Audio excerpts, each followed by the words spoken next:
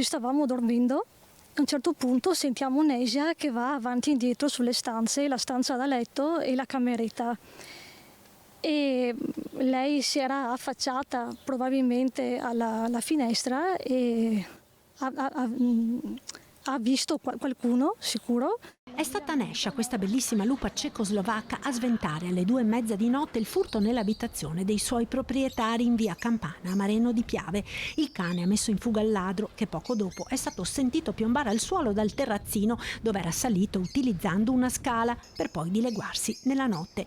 Nescia, dolce ed affettuosa, è molto protettiva nei confronti della sua famiglia e questo ha evitato che i padroni si trovassero faccia a faccia con il malvivente.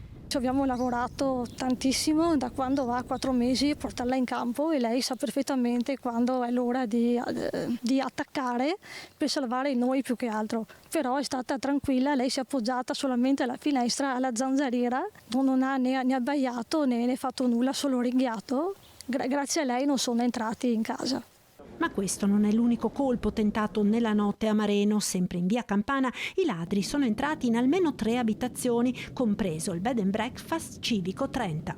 Sono entrati, però probabilmente non hanno trovato niente di loro interesse. Hanno rovistato nel deposito, ma non hanno preso nulla. Colpo riuscito anche in una villetta poco distante. Il compagno ha parlato con un vicino e anche lui hanno rubato delle cose in macchina. Un PC portatile, degli attrezzi di meccanica. Dopo via Campana i ladri sono passati nella vicina via Piave, ma anche qui gli è andata male a farli scappare i 2 cani di casa, Nano e Cracker.